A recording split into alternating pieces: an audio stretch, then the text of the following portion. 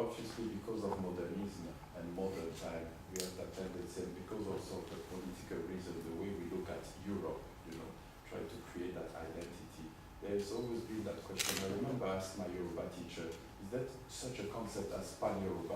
He said no, because when you think of the Gelede masquerade and the Gelede, the influence in Cuba, Brazil, but he said, although people speak, they have a certain awareness, there is not that notion, there's not such a notion as Pan-Yoruba. The question I have to ask you is the following one. When I was in Cuba, I remember something which struck me about, I went to Matanza and I heard the Los Muñequitos de Matanza. And you hear actually the so-called Kongo. In the folklore, they say a lot of words and reference to the Bembe, the Bateke, and all these people who are around the Kongo. And obviously there is that strong influence in Angola. So is there such a thing as a Pan-Bakongo? Are the Bakongo from, let's say, the Manyanga, the Basa-Congo, the Bateke, the Vili, how they consider each other, and with regard to the diaspora? That's the question I have to ask, and then we open to the floor. That's a very interesting question. I think it's in the case of Cuba, there are four major Congo-based religions, Congo religions. They are different from the Arara that is based in Benin, Togo, and part of Nigeria, the Abakwa that is Edbe from a little bit farther north, the Ekbe society, and you have a Yoruba Lukumi. But the Bakongo or the Congo, what they call Palmonte is a general term. They have four different variations, and for example, Kriyumba, they are more like Yaka. They have more like Yaka influence in the structure of the religion itself. And I think that diversity speaks through the incredible variations that somehow the slavery was maybe by accident. They had to do more with the process of capturing someone and how they processed those people before they've been sent through Cape Verde, through Lisbon, and Lisbon back to, or from Liverpool, through New Orleans and other places in the Caribbean. And I think that something hasn't been studied properly is how you make a distinction about a specific Congo group. We know exactly from places how, and the study been reduced to 5 years, to 6 months now, by a scholar from Stanford University. His name is Herr Klein.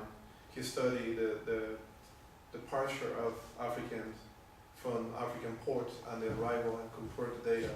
Because the whole assumption is 21 million humans being transported through the slave trade. Only 9 to 10 survive. That doesn't make sense because you cannot lose 50% of your product. It doesn't. Now they're kind of revising it. He just went back and tried to understand. Even 11 million is a genocide. So it's a huge problem. But I think he wanted to understand which group being captured and how they transport to a particular place and how they manage to find a way out of slavery after the emancipation in a place like Cuba. In the case of Cuba and in Brazil, they have an institution, they used to have an institution that goes back to 1503 called cabildos, it's fraternities. And funny enough, the African people decide to organize cabildo fraternity following their own heritage. And there is a Congo, the first Congo cabildo in the eastern side of Cuba, called the Congo Cabildo, is from 1506. And you will have 500 years of African people identified to a particular location in Africa and create a place that somehow they can connect with other people. They can use as a strategy to group people from, maybe for language preservation, conservations of certain, cultural traits, identities, sometimes because they share those identity, even if they come from a different ethnic group. And but it hasn't really been studied properly when the religion was created, I think that the only logic for me, the religion was created in the plantation. At that space really forged the religion itself. Because we know what happened after the emancipation, or the trauma that came after the emancipation. You don't have a strong belief system already somehow outlined. I don't say perfect, but outlined. And co-opting those social spaces that we call cabildos, that used to be, there is a history in the census for 500 years of black and mulatto people being free since day one. We don't talk about them. And there is a relationship between those cabildos being created by free people that allow this African liberated to join those communities. That hasn't been studied properly, but it's something that had to be, and I think that diversity you will find in Cuba, you will find in Haiti, but you will find in places like Brazil as you will find in Cuba. Okay, thank you very much. So we will take questions from the audience. We have 15 minutes. So Chiku, you go first. I have two questions. I think the first one you already touched a little bit when you said that 30% of 35%, yeah. Of the diaspora being taken from Africa, they've been taken from the Central Africa, yeah, from Central Africa. Congo and Angola. Yeah. So I'd like you to elaborate a little bit more on that. That's the first one. Second one will be, it is a little bit controversial, but I would like you to clarify that. Yeah. People been, like some of my friends, they've been saying that some of the rebels that happen in the diaspora, like the First Republic in Brazil, Sumpi. yeah, and the first revolt in Virginia, and the Maroon. Some people have been saying that they actually are connected with the Central Africa, Congo. Well, the leader of Haitian Revolution was Mambo, was a Congolese. There's enough record of that person. Sumpi was a Palenque in Brazil. Was a self-liberated slave.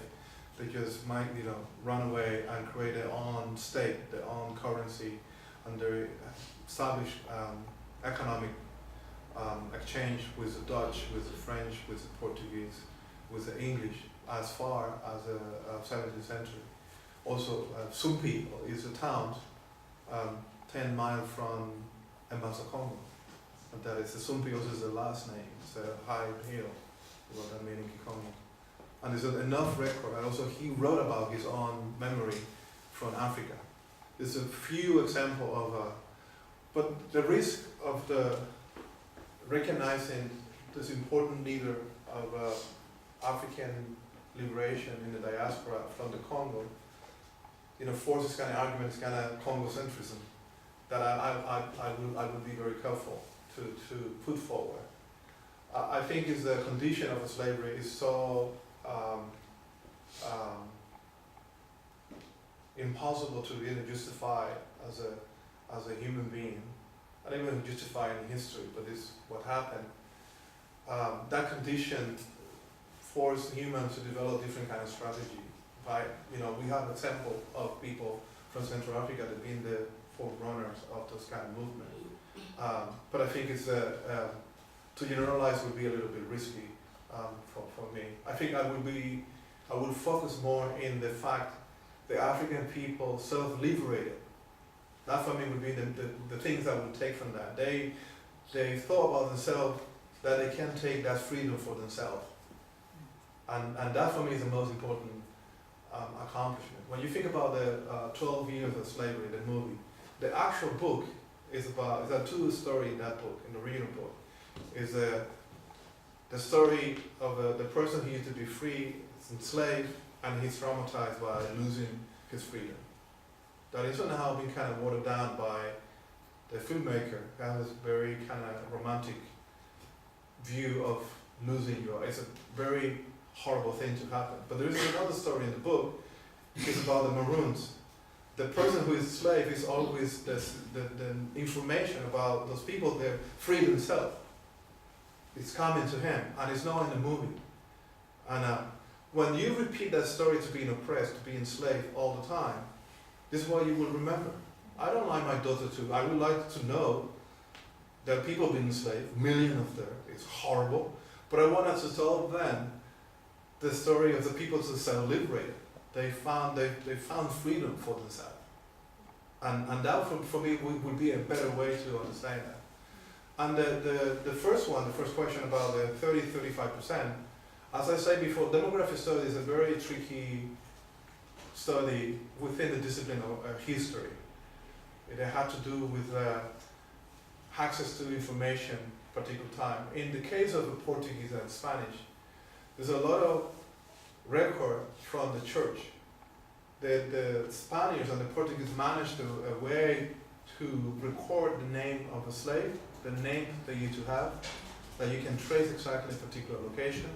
They're all the record, but in the case of the diaspora, and the given name, and you will know, and you can kind of you estimate. Most people, you estimate. It's not a precise science. Between 30, in the case of the United States, Cuba, Brazil, and Jamaica, it's the place that you have a strong Kongo influence or Central African influence, and 30-35%. It had to do with that particular data that is possible to penetrate. But now, in 50 years, we went for 1 century of people leaving Africa, taken out of Africa, and arriving to America. Now we can go to 6 months. I don't know. Maybe we can do for by month, but it's not really a precise. The other thing is the kind of inflection we made about when you study the culture in the place. Hip hop, breakdancing, jazz, and blues have a strong influence, and you can trace the Central African feature in those music and dance. And you will find in tango, rumba, candomblé, they have a strong influence of Central African culture embedded into the body language and the music features. And the people who study that, they can do that, they can trace that. There's another way but that doesn't give you percentage, it gives you a kind of a tendency in particular culture to emphasize a music form and expression from a particular part of the continent. We call Central Africa, but you see the Congo itself is bigger than Europe. It's just how you start to make those, who influences that kind of thing. That is what I wanted to be careful with those kind of general statement. Sadly, because we started late, I will pick 3 more questions from the audience, and then we have to wrap up. So, if there are questions. I have a technical question about the script. I'm wondering if there is a key to the script, and then how many individual characters have you come across, and if the characters are symbolic of an alphabet or of actions. And to complete that question, I was also asking about in contemporary time in modern Congo, there is a new system of writing called the Mandongwe. It's David Wabeladio who developed that. Have you studied that, and why you didn't include that in your book? Because it's the next, but going back,